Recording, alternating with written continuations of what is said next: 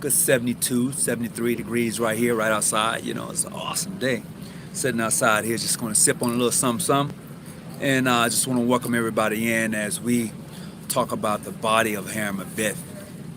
Uh, Today's question is this: where is the body of Hiram Abiff buried, and what did they do with the heart? Now, some of you are going to ask me, what do you mean, where is the body buried? Well, after the body was raised, the body was moved. Where was it moved to? Where was it buried?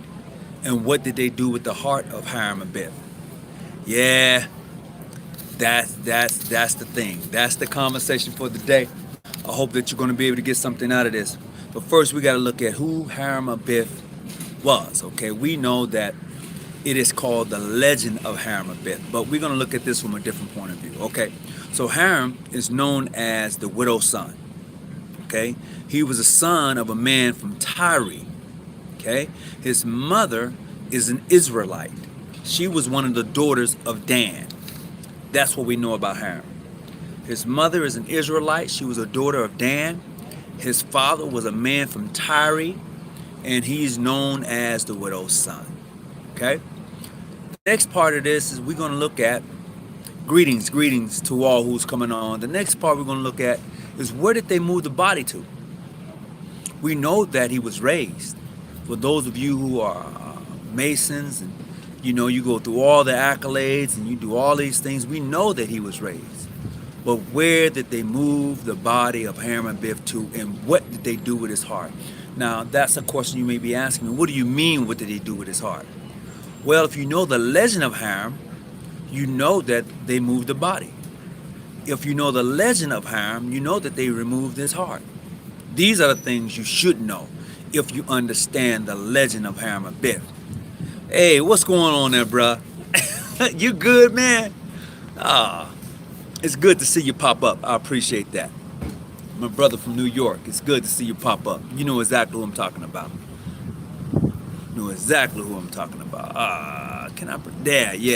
Yeah. What's going on, bruh? So, greetings to all who's popping up. So today we're talking about the body of Hiram Abiff. Once again, where did they move the body to once it was raised? Also, we got on the table is what did they do with the heart? Now, as I said in the beginning, we know that greetings from the UK, blessings and peace. Beyond the name, I like that. We know that Hiram Abiff is the son of a man from Tyre. We know that his mother is one of the daughters of Dan. This we know. We also know that he is the widow's son according to the legend of Hiram Abiff. Also, in addition to that, for those of you who are master masons, for those of you who are in the craft, you should know that after they raised the body, it was moved. You should know that they took his heart and they placed it somewhere. These are the things you should know because, as in the legend, this was written in there also. So today, that's this topic, and I know that, I like to tell people, if I ask you a question and you don't know the answer, I'll give you the answer. The only thing is I can't give it out publicly. I don't want to give that answer out publicly because I know that there are people who watch these videos who are not necessarily Masons, and they can pick up on some of this stuff and they can use it to do whatever they want to do. But I'm not going to give you the answer on this particular video. I would text it to you or email it to you. I get it to you, but I won't disclose it here. But I will tell you this: they did move the body. I would tell you this: they took his heart and they placed it somewhere. And that is something that is unique to the legend of Hiram Abiff. And I know many other people may consider, well, where did you get this information from? What's your sources of this information? Well, my sources is finding out who was Hiram. I did that on my own. My sources is finding out, okay, after he was raised, what did they do with the body? See, I had to go do this myself, and I don't mind. Once again, I give you the answer, but it won't be on this particular podcast. It won't be here. I think that these are some things, if you're interested in knowing a lot about Freemasonry, it's fascinating because there are levels to it. There are levels to this. A lot of people don't believe that, but I would say being in the appending bodies of Freemasonry, there are levels to it. And if you don't believe that, when you get into these different levels of Freemasonry, some things will shock you. Some things you'll be like, I don't even know why I did this. Because most people who go into these appending bodies, they just take obligations and never get initiated into them. And that's the problem I find in Masonry. You know, people they just get obligated. Let's just be honest. It's the truth. They take an obligation. Now you're this. Now you have this degree without going through the process.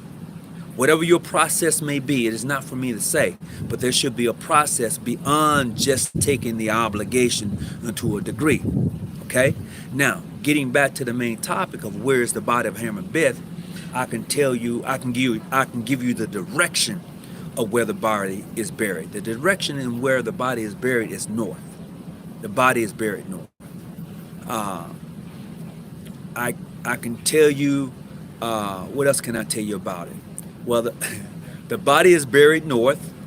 That's proven in the ritualistic readings, in the process. When you go through this particular degree, you will find that out, and that's about far as I can go, because other information that I want to share, I can't share it here publicly, but I can tell you where to find it at. Oh, you know, I posted this same question in one of the chat groups that I'm in, and we had a great discussion on that day. And for those who was part of that discussion, they know, and someone may be here today, they know exactly what I'm saying. And it's when you find out certain information in regards to what's being left out of the Master Mason degree work, you will be amazed. That's a fact. I know some of you are saying, what's left out of the Master Mason degree work? What's left out? I can honestly say this. I can say this. The degree work for which we have here, that the degree work we have here is somewhat watered down. And I say that based upon other rituals that I have and that I've read. Because what we do here in the United States is not necessarily something that is done outside of the United States. So your ritualistic work that you have here may be somewhat watered down, because I do know in the French Rite degree of a Master Mason, everyone has a sword or a sword. Everyone carries one. I know that because when I was in Boston, my brother-in-law is a French Mason. And that's how I was able to find out, you know. So this is what I'm finding out on my own, and I'm sharing it with you because I think it's good information to have, to know that what you may think is the right way in your jurisdiction, it is. It's completely right in your jurisdiction. But once you get outside of that and you get other information, don't say that information is correct. It's not correct because that's not how you're doing it. Greetings, Brother John Hall. How you doing? I appreciate that. Appreciate that. Brother Solomon, how you doing? Appreciate you. All right. So this is what I found. So when I posed this question, where did they move the body to? It was because it was shared with me. I didn't know this until my own lodge brother came to me one day. He said, Pastor Grant, he said, we did the initiation and we did the raising ceremony. We did all of that. But after we raised the body, where did we move it to? And I was like, what do you mean? Because if you're a Master Mason, you don't get this information. You don't hear this. So I was like, I don't know. He said, well, I'm going to share with you what I found, and I'm going to tell you where you can go find it at. And I did. And that was past Master Eric Sutton. So he took me there, and he showed me in the ritual, where did they take the body to? He showed me where in the ritual they reburied the body. He showed me the mere fact that they took the heart of Hiram and they placed it in something that is special. And I can tell you this, you can see it here in the United States. That same object that they put his body in, is a monument. It is dedicated a monument here in the United States in Washington, D.C. And it's only three places you can find this particular object. One is in the United States, one is in Africa, and one is in Britain. Oh, and also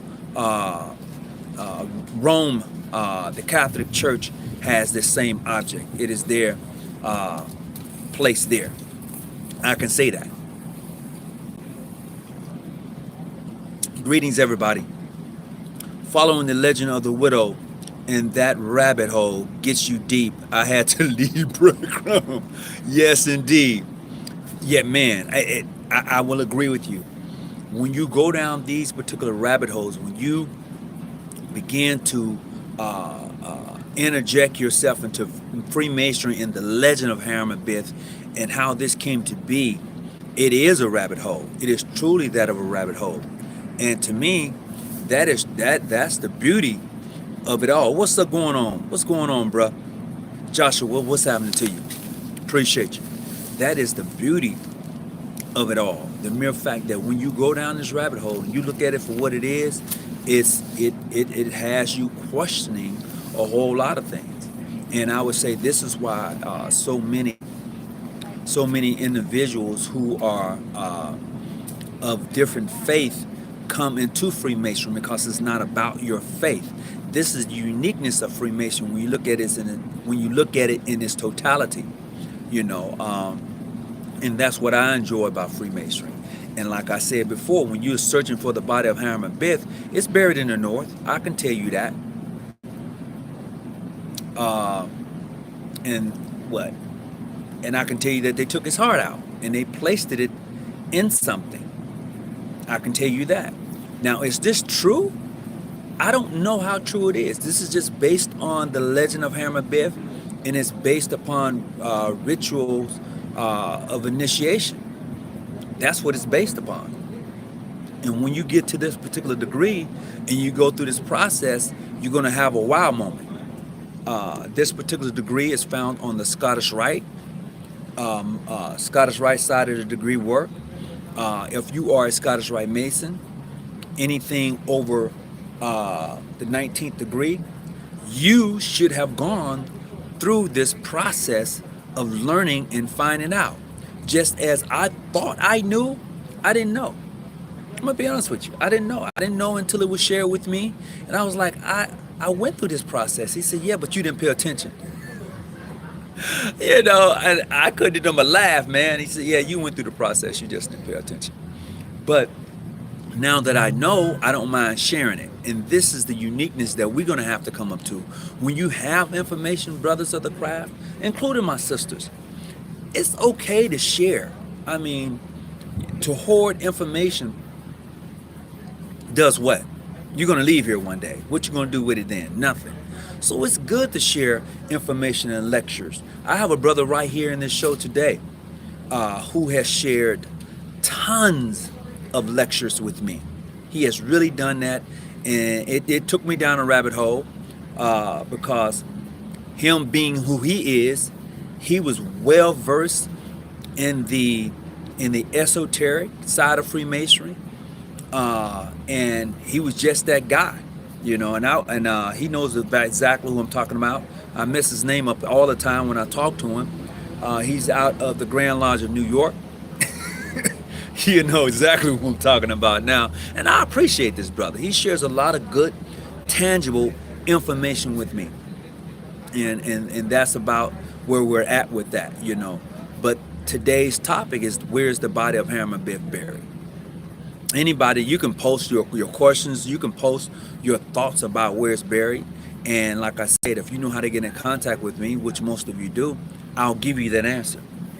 I had one brother yesterday, we was talking, and he had seen me post this, and he was like, I'm gonna find out. And I'm like, do it. And we can come back and have the same conversation about where's the body buried after they was raised. And why did they take his heart? Why did they take his heart? And why, again, these are questions, but these are questions I know the answer to, and I don't mind giving them to you. Now, not only that, the substitute word that they gave you, what does that word mean? What does the word mean? The substitute word that they give you when he was raised. What does the word mean? And where does that word come from? After I've done my research on that particular word, I understood it. And it's crazy that that word means that, and you walk right through it. You'll catch that on the way home. The word means that, and you will walk right through it. Like I said, I don't want to publicly put this out or give you the answer, but you can definitely hit me up and I'll give you the answer. I won't leave you hanging. I just won't say you don't need to know. I won't do that to you. I just want you to think about it, and then if you want to go off on your own and begin to look and search, you should do that. I encourage you, as a matter of fact, to do just that. I think that's the best thing you can do for yourself, is go and search and find that which was lost, because you do find it. Oh, you definitely find it. The process is, when you find it, well, you know, is this it? Is that it? So greetings to everybody who's coming on. Hey, brother Tony, give me a call when you can. Okay. Greetings. What's up, my brother? Hey, do me a favor, brother Keithler. Do me a favor. Give me a call when we're done, bruh. From Africa. Give me a call. I really need to talk with you about some things. I will appreciate it as soon as I'm done with this, that you could hit me up. I appreciate it. That's my brother from Africa. He knows exactly who I'm talking about. Following the lineage of the... Okay, I've read that one already. He is MIS. Okay. That legend is deep. And all I need you to do is to go study the legend. Because even though they tell you the conclusion of the legend ends in the Royal Arch degree, because here in the United States, you get raised and then you go either York Rite or Scottish Rite, but the complete section of the raising doesn't take place until really after your Royal Arch degree. That's true. It's just here in the United States that they separate, or in some places they separate the Royal Arch degree from the Master Mason degree, and you go into the appending bodies. But the end of the degree work of the Master Mason resides in the Royal Arch degree. However, you don't find that which is lost until you go into the Scottish Rite side. That's truth. And like I said, if you call me, I'll tell you exactly where they buried the body according to the legend, and I'll tell you where they put the heart and where and what did they put the heart into according to the legend. I'll give you that information. I will not leave you hanging. So greetings, everybody. Also, I want to say this publicly. Yesterday, when I was on, a gentleman by the name of the Traveling Man was on, and he was trolling. And from what I gather, the information that got back to me is that was Latroy Irvin from PHO. That's who that was. Now, how true is that? I don't know. But the sources that gave me the information, and they said that was him. Now, whether he said whatever was true in regards to Glenn Cook, I can care less. I'm just putting that out there, So I appreciate everybody for tuning in and getting this information. And if you want to know the answer, please hit me up. I'll give it to you, and I won't leave you hanging. But that's the conclusion of today's topic, is where is the body of Hiram Abiff buried? Why did they take his heart? Because they did. And what did they place it in? I'll give you that information. Hey, hit me up, and we'll get down with the get down. Until then, take care. Have a great day. And please do give me a call, brother. I'm out. Peace and be well. And whatever you do, remember this. The higher you climb, the clearer the vision. I am not your study guide. I'm here to help you study. Stay out the bushes and keep your light on. I'm out. Please hit the like button.